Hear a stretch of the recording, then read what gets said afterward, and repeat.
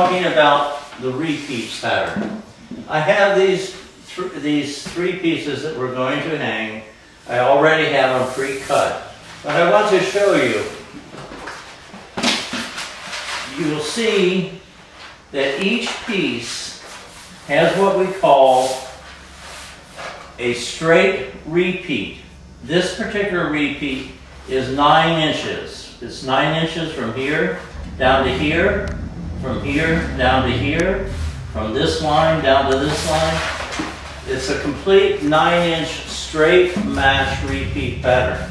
The repeat pattern is very important because that's what you have to join together to make the presentation on the wall look straight, and especially when you're dealing with lines of this sort. Now you have the repeat pattern, and you've laid it out, and you're going to take 9 feet strips. So you cut the 9 feet, and then you cut out whatever is not needed until you come to this top edge again, and then you start and you cut from that top edge.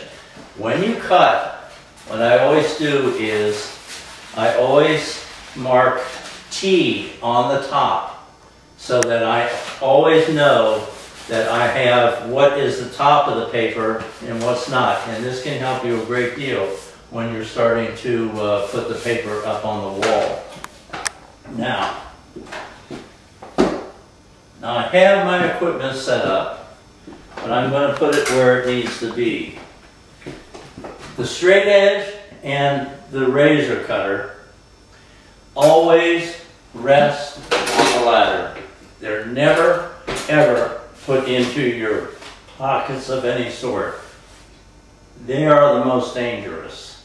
And it's very easy to lose your attention and cut yourself, and a razor cut will bleed an awful lot, and you probably won't want to go further that day with the wallpaper installation.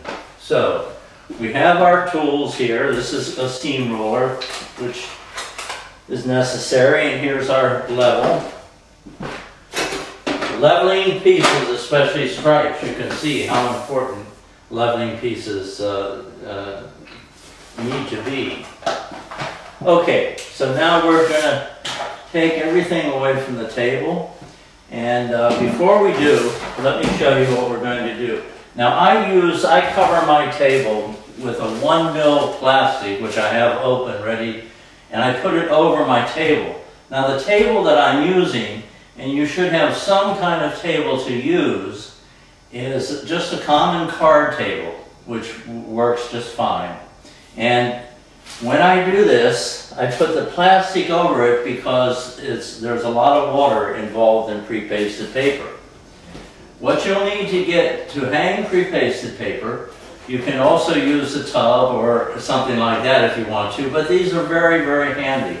They're sold in paint stores for $4 or5 a piece, but they're a little light in plastic, so I recommend that you get 2 of these when you buy them, just to make it stronger, because this contains the water, and you pour the water in here. You don't fill the water completely up because you have to submerge a piece of wallpaper in there, and then you let it sit for 30 seconds. On the instruction sheet, it will tell you how long the manufacturer suggests that it sits in the water, and then you pull it out.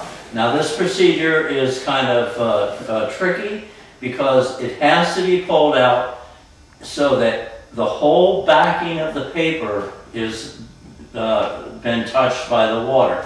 And now I'll show you that in just a moment. So let me get set up here first the way I would.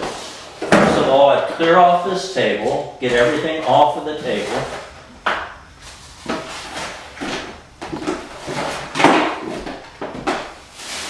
I would take my 1mm plastic, which I have already opened up just to facilitate time, and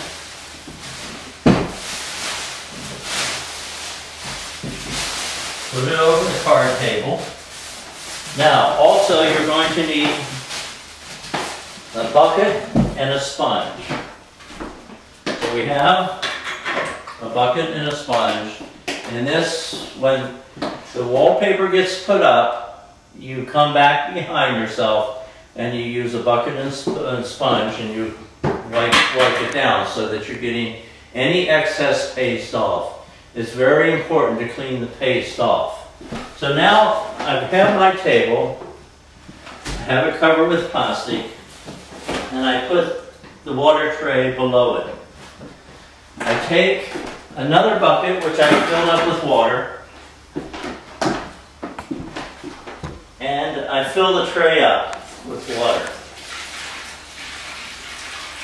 Oh, just about a little over halfway, but enough space in the tray so that the whole roll of paper can be submerged.